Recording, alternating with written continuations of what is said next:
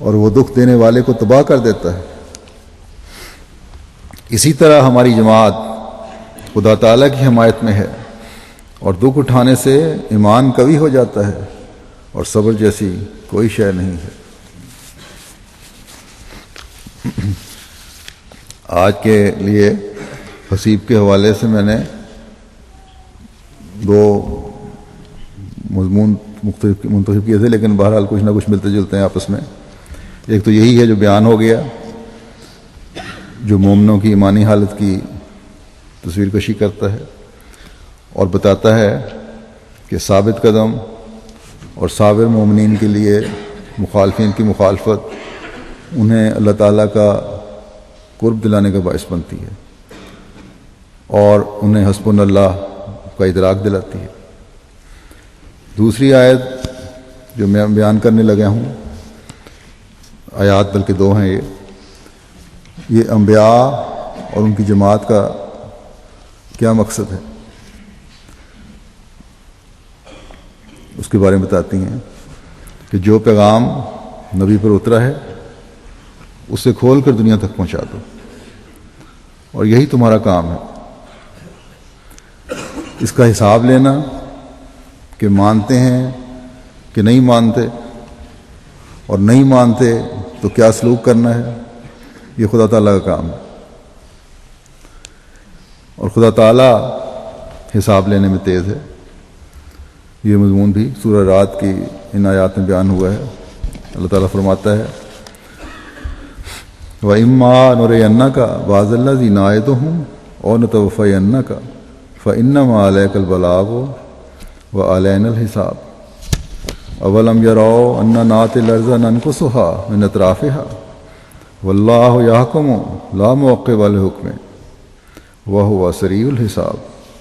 اور اگر ہم تجھے ان انذاری وعدوں میں سے کچھ دکھا دیں جو ہم ان سے کرتے ہیں، یا تجھے وفات دے دیں، تو ہر صورت میں تیرا کام صرف کھول کھول کر پہنچا دینا ہے، اور حساب ہمارے ذمہ ہے۔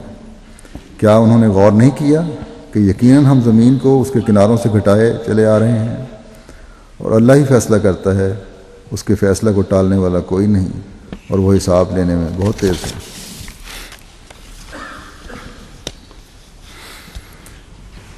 پہلی آیت جو 41ویں آیت ہے، اس میں اس سے پہلی آیت کے مضمون کو چلاتے ہوئے بات ہو رہی ہے کہ خدا تعالیٰ کا سزا دینے کا اپنا طریق ہے، وہ مالک ہے۔ کب اور کس طرح مخالفین کو سزا دینی ہے یہ وہ بہتر جانتا ہے۔ وہ عالم الغیب ہے، اس کے علم میں ہے کہ کب سزا کی ضرورت پڑنی ہے اور کس کے لیے پڑنی ہے۔ ایک عمومی بات کہنے کے بعد ضروری نہیں کہ وہ ضرور ان سزاؤں کو فوری طور پر لاگو بھی کر دے گا۔ سزا جو کہ نشان کے طور پر ہے، اس کا مقصد اصلاح ہے۔ اللہ تعالیٰ کے علم میں ہے کہ ان میں کون سے ایسے ہیں جو نبی کی مخالفت سے باز آ جائیں گے اور اصلاح کر لیں گے اور سزا سے بچ جائیں گے، اور کون ہیں جن پر سزا کا کچھ حصہ پڑے گا تو وہ اصلاح کی طرف توجہ کریں گے، اور کتنے ایسے ہیں جو کسی صورت میں بھی باز آنے والے نہیں، وہ مخالفت میں بڑھتے چلے جاتے ہیں، شرارتوں میں بڑھتے چلے جاتے ہیں۔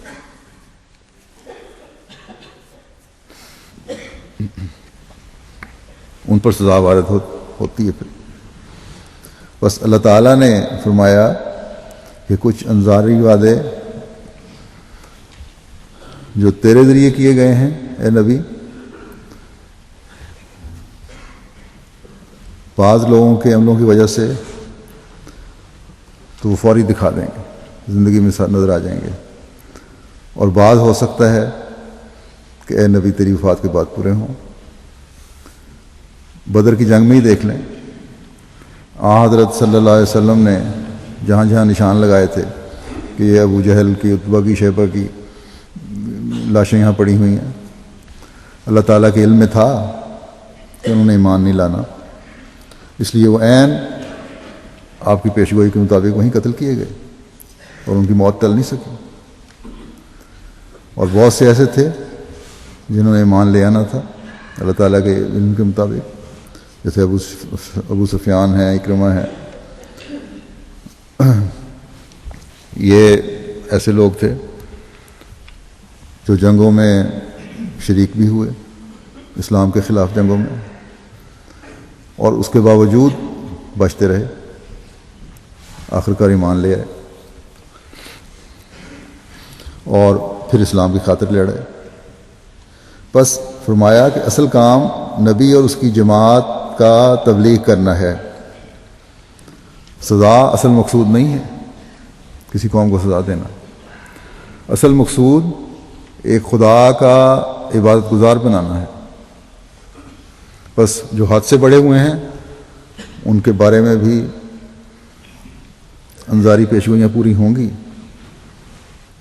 اور بعض کو چھوٹ بھی دی جائے گی، لیکن یہ اصولی بات ہے کہ جن عملوں پر انذار کیا گیا ہے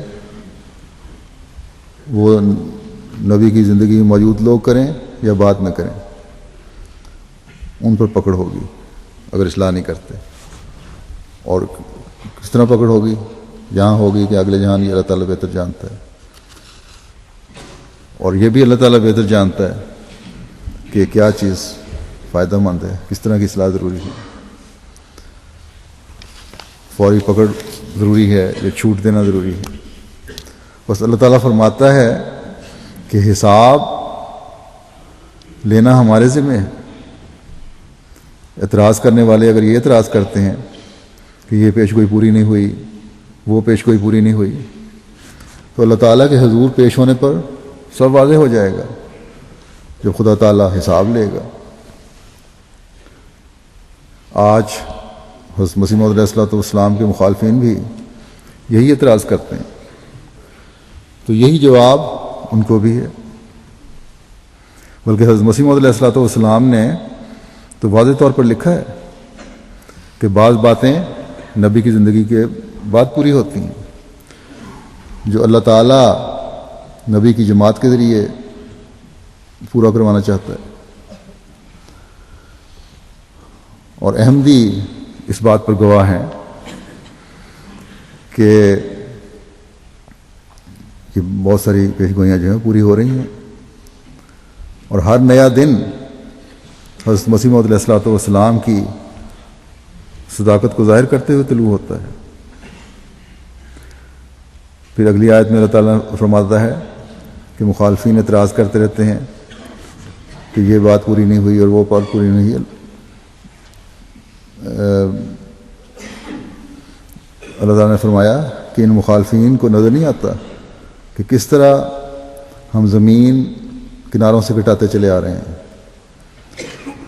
حضرت صلی اللہ علیہ وسلم کی زندگی کا ہر دن گواہ ہے کہ کس طرح اسلام آپ کے زمانے میں پھیلتا چلا جا رہا تھا اور مخالفین کے پاؤں سے زمین نکل رہی تھی۔ مختلف شہروں کے امیر غریب اسلام میں شامل ہو کر اپنے آپ کو محفوظ حصار میں لا رہے تھے، اور پھر حضرت صلی اللہ علیہ وسلم کی زندگی میں ہی مکہ بھی فتح ہو گیا اور عرب سے باہر بھی اسلام پھیل گیا، اور پھر خلافت راشدہ میں اور بعد کے دور میں بھی اسلام پھیلتا چلا گیا۔ جہاں اللہ تعالیٰ نے فیصلہ کیا کہ ان کو لوگوں کو سزا دینی ہے، وہ سزا بھی دی۔ بس یہ اللہ تعالیٰ کا فیصلہ ہے کہ یا تو لوگوں کو اسلام قبول کرنے سے اسلام مخالف طاقتوں کی زمین گھٹتی جائے گی، یا اللہ عذاب اور آفات کے ذریعے سے ان پر زمین تنگ کرتا ہے۔ ماضی میں بھی کرتا رہا ہے اور اب بھی کرتا ہے اور کرتا رہے گا۔ اللہ تعالیٰ کے حکم کو کوئی توڑنے والا نہیں ہے. بس جب اللہ تعالیٰ اپنے رسول کے ساتھ ہے تو کون ہے جو اس کی ترقی میں روک بن سکے؟ بس لا موقبہ لحکمیں، یعنی اس کے فیصلے کو ٹالنے والا کوئی نہیں کہہ کر مومنوں کو یہ حوصلہ بھی دے دیا کہ اگر تم حقیقی رنگ میں خدا تعالیٰ کے عبد بنے رہو تو کوئی وجہ نہیں کہ دشمن سے خوفزدہ ہو.